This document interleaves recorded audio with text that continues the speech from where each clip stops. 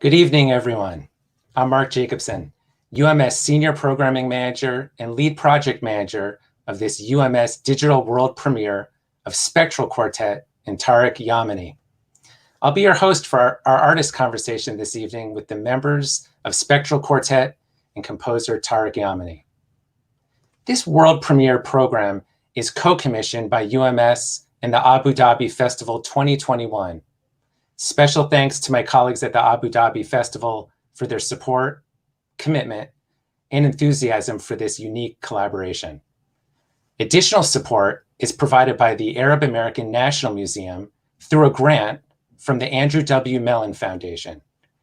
Please join me in thanking our neighboring colleagues at the Arab-American National Museum in Dearborn, Michigan, with special recognition and thanks to Catherine Grabowski, Curator of Public Programming, and Executive Director, Deanna Abu Ali.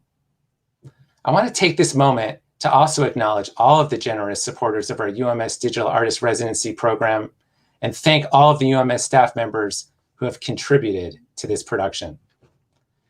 I'd like to extend special appreciation to my UMS colleagues Mary Rader, Terry Park, Cayenne Harris, and Michael Konjolka, and to UMS President Matthew Van Biesen for their leadership, guidance, and support of this UMS Digital Artist Residency.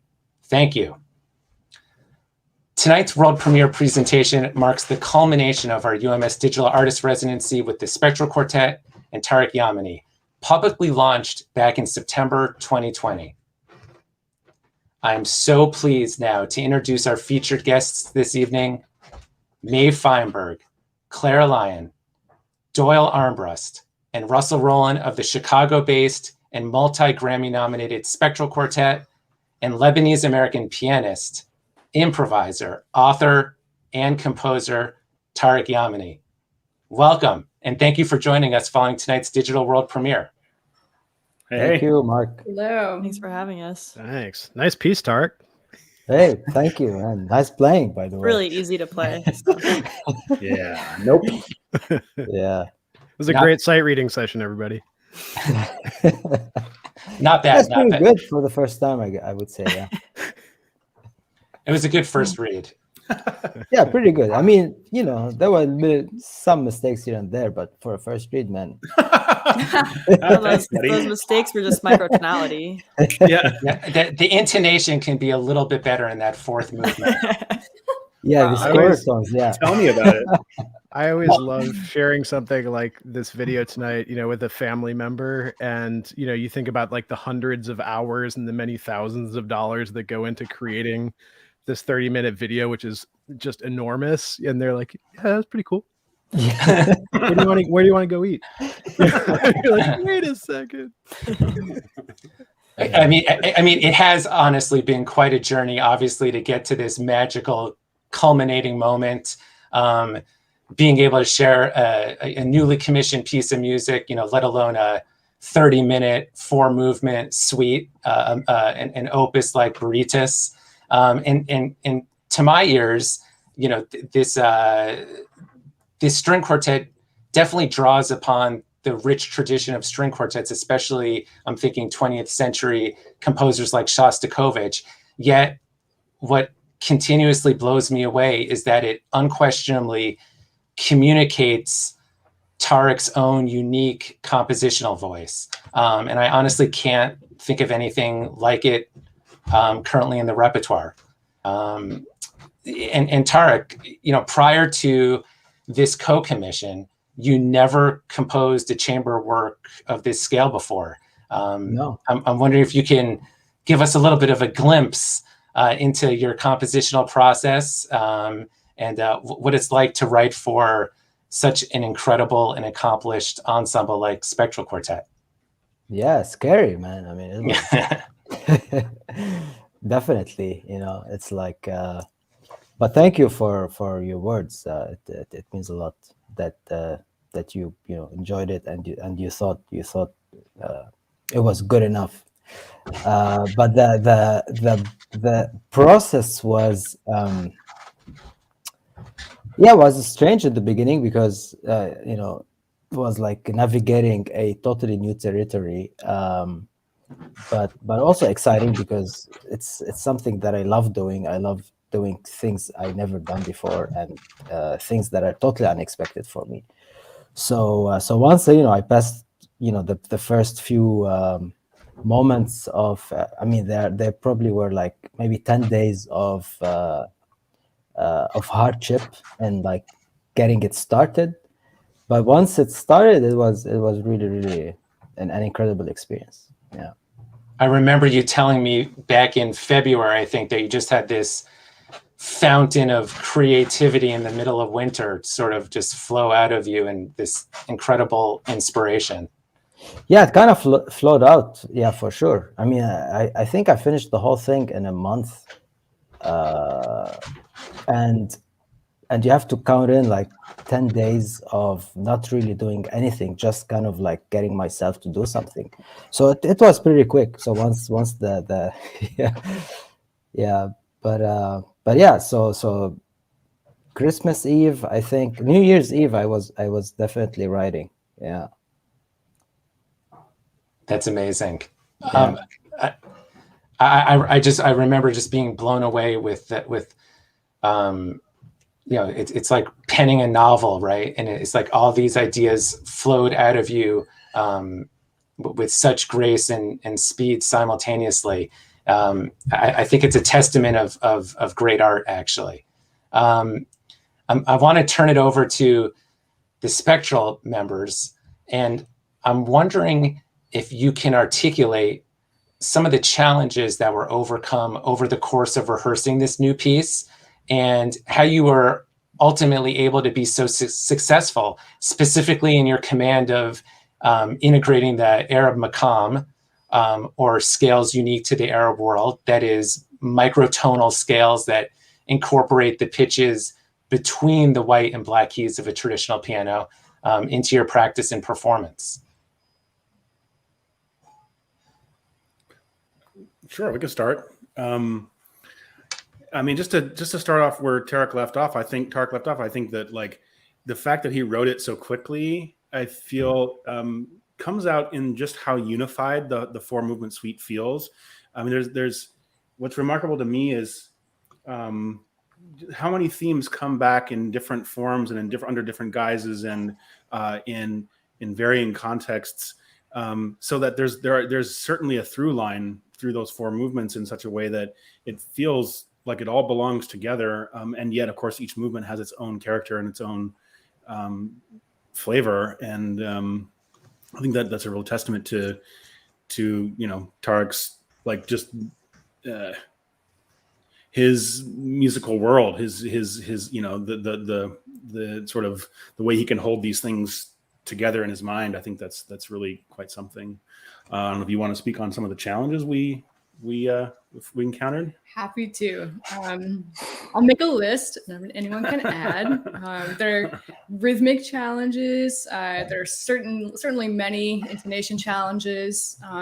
You may have noticed there's a large cello solo and a large viola solo. Those were certainly challenging moments, exciting moments as well. And in terms of dealing with new scales and microtones, practice, and a lot of listening. I know we had those 2 listening parties back in November of 2020 where we were able to share music that was inspirational to Spektral with Tarek, and Tarek shared music that was inspirational to him. How much did that play a role to just kind of get your ears and head around this sound? I ask as you pull it off as a quartet, as an ensemble. I don't know if I've ever heard sort of a Western chamber music group of this size communicate the feel of the Makam and the spirit of it like you do in Beirut.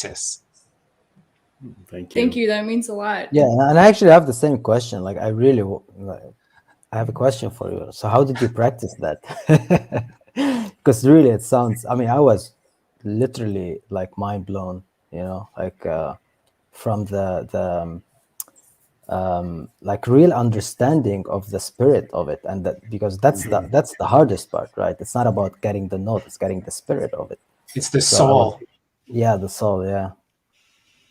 How did you Well, do we that? certainly spent a lot of time with a tuner app open on our stands, just kind of checking ourselves to stay honest. Because I mean, it was funny, like just the way that those altered pitches evolve in your consciousness. And we play microtonal music a lot of the time, but these notes, and especially in the context that they're written in, have such a specific kind of flavor and identity. And there were days where I felt like it just started to lock in, and then you could go back the next day and you felt like you were getting the same pitch, and then you check it and we were just all drifting together, drifting too high, drifting too low.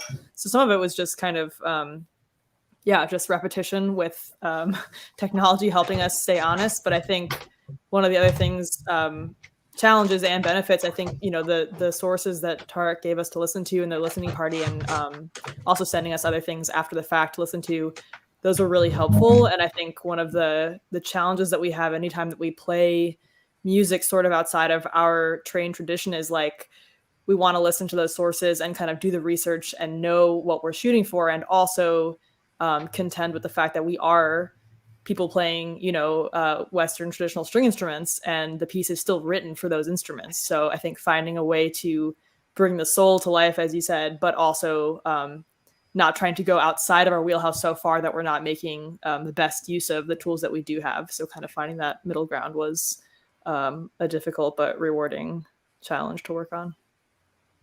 Yeah, spot on. You nailed it.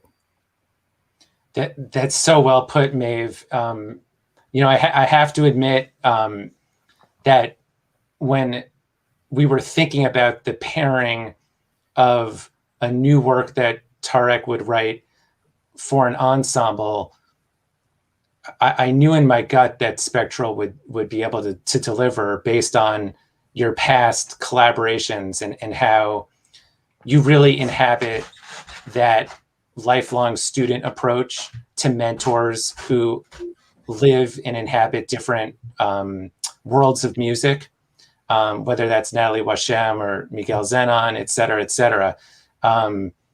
And I also knew that you could, you would be able to hang with some of the rhythms that Tarek would throw at you until I was following the score at the sessions of Hippodrome and actually realized it was impossible to follow the score and read it.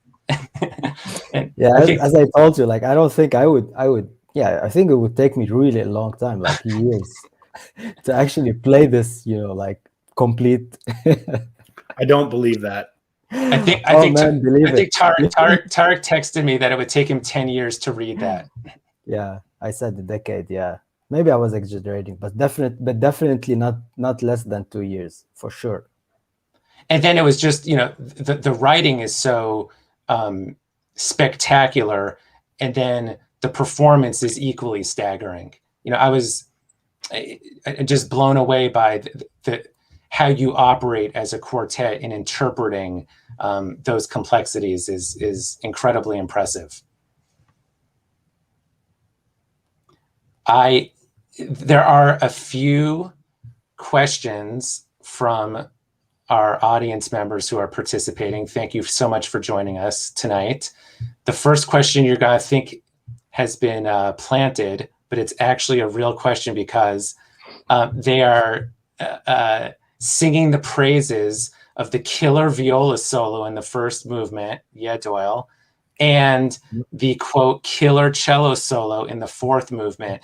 Are Russ and Doyle incredible improvisers now, or is Tarek a killer composer in an improvisational style? And maybe you can speak to how that how your jazz background influenced your composition and kind of your thoughts on writing those two solo sections. I want to know who asked that question first. Well, I wanted to say hi, Mom. I'm really glad you're on tonight. Who did you pay, man? Thank you, Mrs. Seinfeld. Yeah. So, all right. So yeah, these were composed. I mean, these were improvised, most of them, and then, I mean, most of the piece it was a lot of the lines and figures and themes were improvised, and then I start, you know, architecting and fixing and doing all the harmony and stuff. Mm-hmm. So definitely, probably I made. I mean, I don't remember anymore, but for sure I maybe made like 2 or 3 takes for the viola solos. And then I stitched things together in ways that made sense. I mean, I was, you know, particularly interested in making Doyle suffer. So I was stitching, you know, I was just trying to make... As we all are. Yeah, so that's how it worked. And the question, if they are killer improvisers now, I think, yes, they are, but I let them answer. Yeah, so the solos are all written out. I will say that I took some artistic license here and there, but largely this is how it's written on the page. And so I think that's, you know, I think that's a high five to Tarek for writing in a way that really, I think, comes across as extemporaneous, even though it is composed out. But yeah, I just wanted to take a second too to say that, you know, earlier on in the conversation, we mentioned some kind of classical touchstones, right? Mark, you mentioned Shostakovich. We've referred to, you know, Arab music. But this is sort of all of those things and none of those things, right? I mean, this is Tarek's music, and that's what we were drawn to initially, was to work with him. It's not us recreating sort of traditional, you know, Arab music or, you know, him emulating the string quartets of old or something like that. This is really something that's his voice, and that's I think what's exciting about it. Doyle, I couldn't agree with you more, and I think that that's what I was alluding to in the beginning. I mean, I'm sitting here thinking, you know, this is, you know, we've really uncovered a truly new compositional voice in the genre. And I can't wait to see what's next for you, Tarek. You know, I think the future is very bright. Thank you. I'm wondering, Tarek, if you could, if you'd be willing to share any insights into the compositional and narrative structure of Beirut. The compositional structure, in which sense?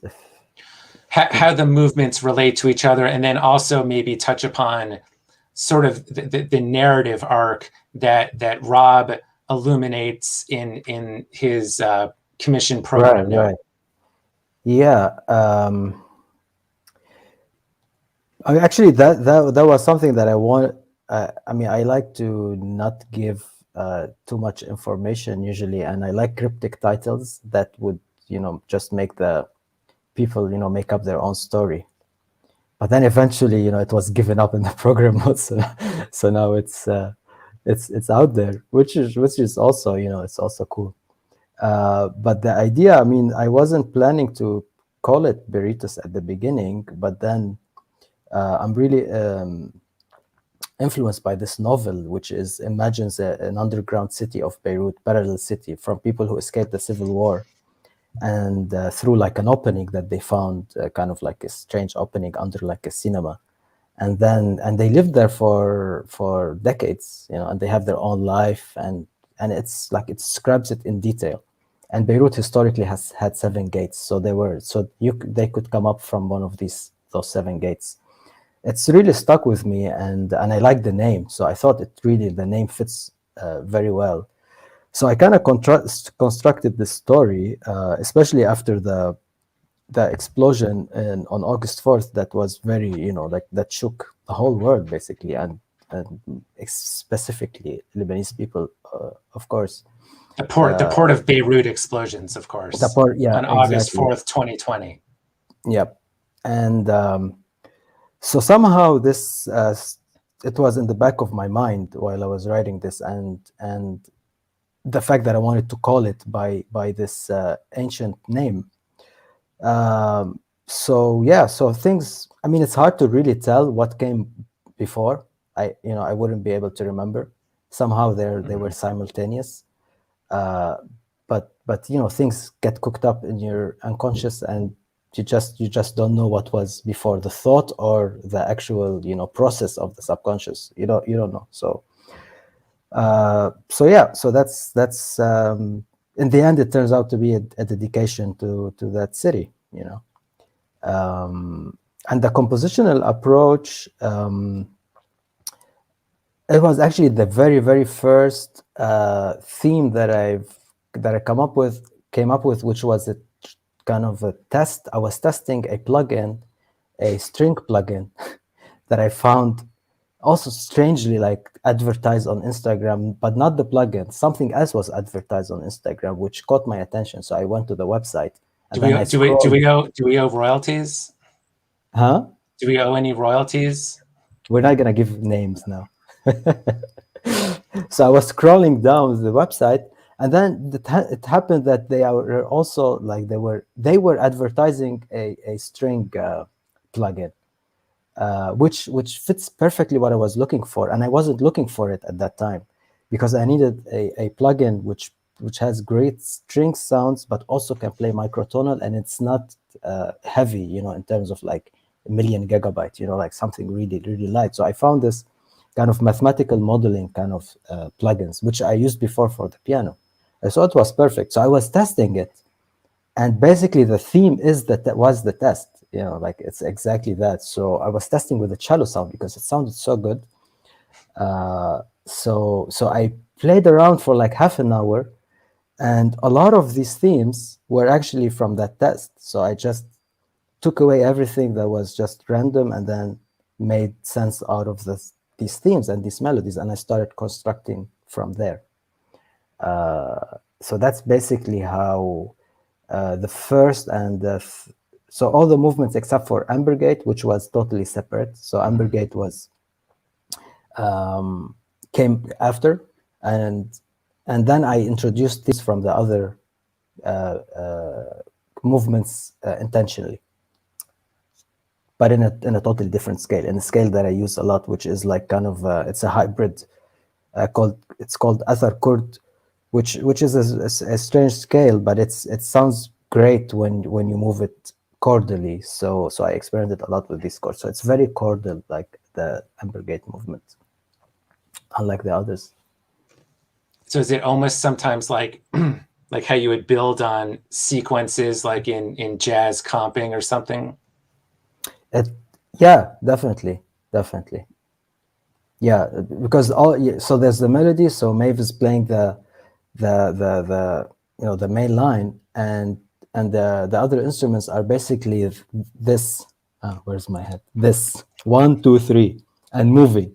So that's what they're doing. Shifting underneath, and everything is moving, and then there's this counterpoints, and I mean I never studied any of that stuff. I do it all by intuition, really. I never studied counterpoint, but I think it feels like counterpoint, but I don't know if you can call it counterpoint.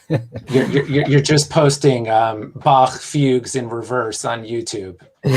Right. I never studied them though. you just tear them down and build them back up in reverse. Yeah, exactly. That second movement is so mournful, so gorgeous. Maeve, you sound unbelievably beautiful on that. It's a very moving movement, and I so appreciate it. Yeah, I do agree. I would like to close this session with a question for each of you individually to answer. And I'd like to know what has been learned through this artistic collaboration over the last year and a half via this unique relationship between composer and performing artist. But in this case, our composer is also a performing artist. And I think that that's lends itself to, there's a lot of commonalities between all of you as artists. And if we can think back all the way to summer of 2020, when UMS reached out to you for this digital artist residency, and the excitement that we had, and now we're here on the 27th of October, a year and a half later, and we're able to offer this new piece of art to the world. Again, what have you learned over this collaboration?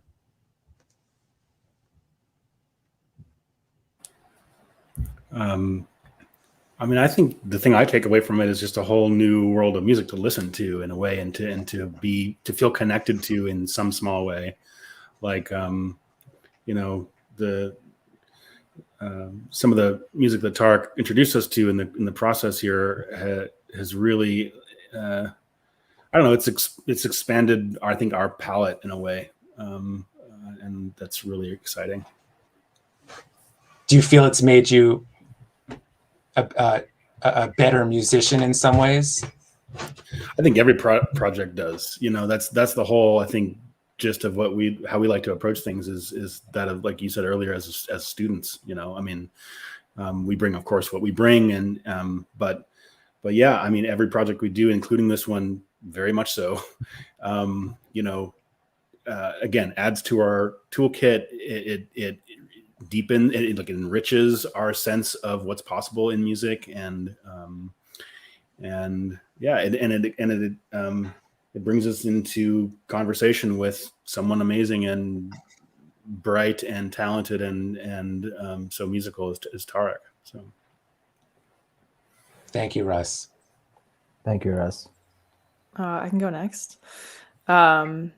Yeah, I think one of the things that is the most incredible about this project and collaboration is just that I think that by necessity it requires a lot of vulnerability from both sides. For us, playing music that in a style we haven't played, playing notes we literally have never played, and Tarek composing, you know, in a modality that he's not as used to. And I think I'm very excited for the day that I get to actually hang out with him IRL in a room together. But I will say that it is amazing to feel like how much trust can be built over Zoom, long distance, over a long period of time, with music that we're both kind of finding our way around. So I'm just appreciative of making that connection even across the ocean, and feeling like it really felt like a partnership in all ways. Thanks, Maeve.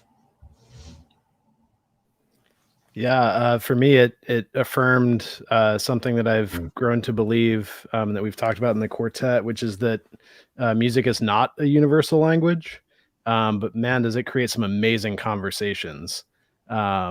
We ask a lot of music, I think. You know, we ask it to console us, we ask it to build bridges, or, you know, et cetera, et cetera, et cetera. But like in this case, also want to say thank you to UMS, because frankly, when all this got started, everyone, I shouldn't say everyone, most, I would say, of our industry was contracting, not contracting, but contracting, and playing it safe. And so honestly, having this to look forward to across these months, you know, words fail to really describe how important that's been in keeping us creatively motivated. Thank you, Doyle. I would say likewise. You know, we're artists and producers and presenters, and this gave me life, and I think it gave many of my colleagues at UMS life as well. Yeah, I would totally second that, and I wanna certainly thank Catherine from the Arab-American Museum, because I think she is it's all started with her, right? She told you to listen to my music, and then this whole thing happened. And thank you, because I call you the catalyst. You're not the catalyst. You are the mastermind, Mark. So and I'm so grateful for this experience. Really, it was, regardless of the times when it happened, just the fact that this happened is something that is, I don't know, I probably would have never written for string quartet. So it's an incredible experience. It's so enriching, and yeah, and I feel like you were really my friends. I mean, I really see you as really close friends. We spent so much time together. I feel we've known each other for so long, and it's so weird we never met. I know. As far as I know, you are no larger than this. I mean, Yeah. like, I've only known you as a tile on my computer screen ever. So Right, and I mean, I told you, like, when I have saw you in idea. 4K, Maybe you'll be 8 feet tall. Maybe you'll be, yes, this big. it's gonna be really interesting to meet in person. Tarek's actually a humanoid. Yeah. That's the big reveal. Yeah, actually, I can send myself in the mail. So. Well, Tarek, thank you for those words. I know you always think I'm a little bit, out in left field for thinking this, but it's so true. To me, this union and collaboration just immediately felt very natural to me, instantaneously. When we were planning our digital artist residencies, it's one of those gut feelings you have as a producer, that there's going to be some magic and some sparks that are going to happen with this union, and I'm so proud of the culmination of it. Yeah, and we'll see what's in the future. Let's see. Yeah, and I also want to thank you, the Spektral Quartet, for the trust, really, because I think it's it's a big deal to have somebody with zero experience write for such an amazing ensemble. So. I want to thank Mark Jacobson for all of your trust in us. I think it's amazing that you had the intuition that you did, and the gut feeling that this was going to be a good idea. But you also had to trust that it would be, when all of us and Tarek were all doing something new. We were all doing something that we'd never done before.